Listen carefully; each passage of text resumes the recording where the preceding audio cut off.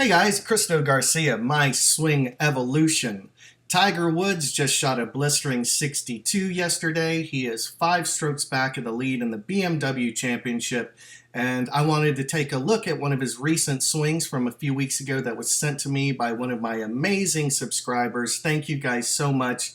This really is a team effort. So let's take a look at Tiger Woods' golf swing.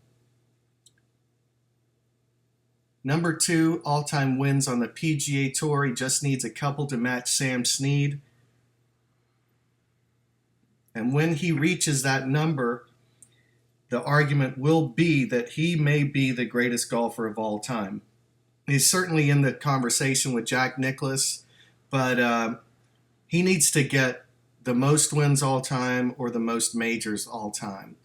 I think that he could win another major or more, but he would have to match Seve Ballesteros' major tournament record to beat Jack Nicklaus at this point. That's probably unlikely.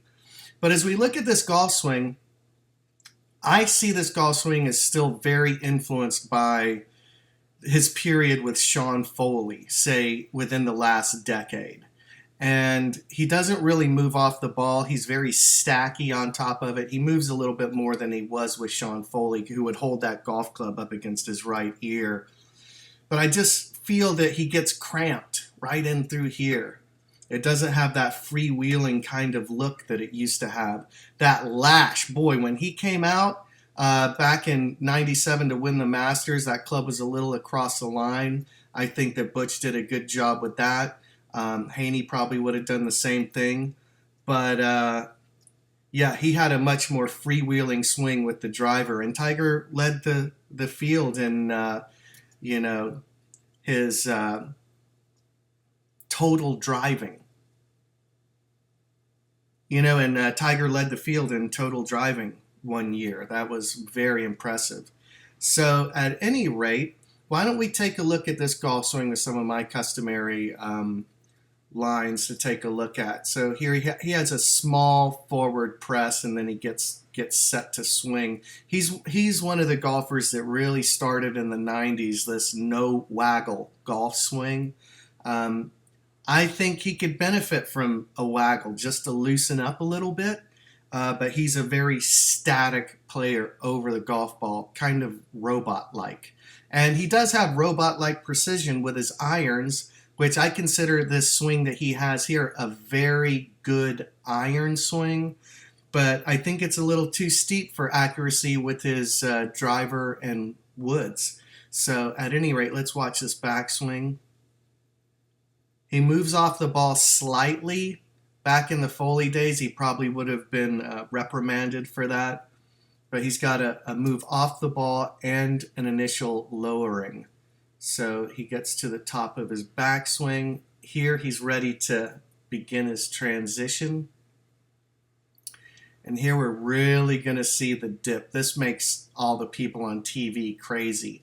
That is a tremendous dip. He certainly has a lot of forward bend at the waist, and that steepens the angle of the club coming in. But it is a hallmark of many of the greatest ball strikers of all time. Hogan, Trevino, etc. But what I will say is that Jack Nicklaus maintained his height. He was one of the few golfers that didn't have this massive lowering. But Jack had a small early extension thing that he played with, and he played perfectly well with it. So there's different ways to do it, different compensations you can make. So as Tiger comes in here, he gets his left arm to just about parallel, and we're going to see that this is where I say he gets cramped. I believe that he's actually run out of space, and he needs to create a little bit of space to get his arms and the club through. So what we're going to see is his head is going to move backwards as he comes into impact. He's got to create that little bit of space there to get the club through. And what I would point out as well is he's got a tremendous amount of forward shaft lean. That's something he really maxed out in the Sean Foley years. Great for irons. Not so great, in my opinion, for drivers and fairway woods. We can see how high above the ball this club head is as it comes into impact. So it is really traveling downwards at a pretty sharp angle. And I bet when he hits it pure, it feels fantastic with a ton of compression. But I don't think that is a pattern that is going to really maximize hitting a ball with accuracy. It's more of a power pattern. My last video was with my buddy Jim Waldron, and Jim Waldron was talking about the vertical force in the golf swing. The vertical force in the golf swing essentially gets the club to whip through the impact. We'll see Tiger's belt buckle. We're going to watch it rise as he comes into impact with that vertical force. As the top end of the handle moves up, the bottom end of the handle moves down in the push-pull, and Tiger smokes it. So this is a big part of Tiger's persona, okay? And it's amazing that Tiger has come back to the game of golf, and he hits it as far as the young guys do, 20 years younger than him. He's had 4 spinal surgeries. The fusion surgery was nothing short of a miracle, in my opinion. And I'm so excited that Tiger's back playing. But I would say that nobody is getting younger. And when Ben Hogan came back from his accident, he did not hit the ball as dynamically as he did before, but he won 6 of the next 9 majors he played in. My argument would be, if Tiger gave up 10, 15 yards on his driver swing and was a little bit more accurate, you put an iron in his hands and nobody can beat him. I think he's arguably the greatest iron player in history. So that's what I would say, is I would like to see more lateral drive rather than vertical force in his golf swing. So this golf swing, I'm going to key in more on the lower body, specifically his left knee. So we see his left knee here. We're going to watch it get set. Now he's going to force. He's going to drive his force down through that heel and lengthen that left hip upwards. And he snaps the left knee. That is the move that I believe had a lot to do with his 4 knee surgeries. This is not a young golfer. This is a body that's had a lot of impact. He really could have done a lot of damage to himself in his 30s doing all that SEAL training. But, you know, Tiger needs challenges. I understand that, and I applaud it. You know, but it will have its toll. It's taken its toll on his body. But this snapping the left knee, I mean, it's habitual. He wants to hit the ball hard. But look at that left knee move backwards post-strike. It's just locked out.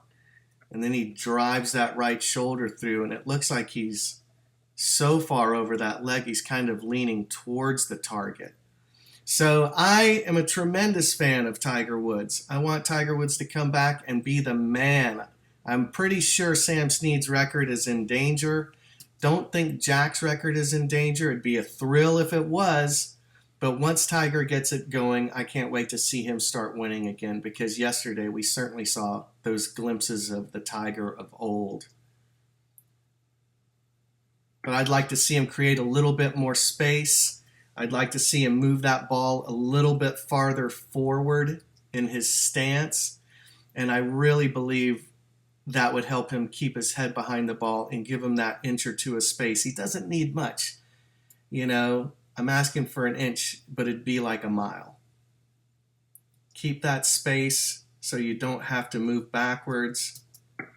And then he'll be able to freewheel through the ball and hopefully keep on playing some great golf. So Tiger, I hope you hit him long and hit him straight. Hey guys, so let's cut to the chase. Here's my old golf swing.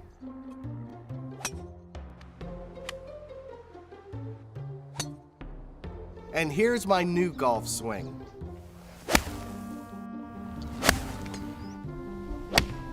Five years ago, I started a YouTube channel, and I wanted to improve my golf swing by using Ben Hogan's 5 lessons. Well, guess what? It worked. And along the way, I picked up over 8 million views on YouTube and I learned how to shoot under par. Unbelievable, right? Well, the great news is I have a brand new instructional video called The Hogan Code.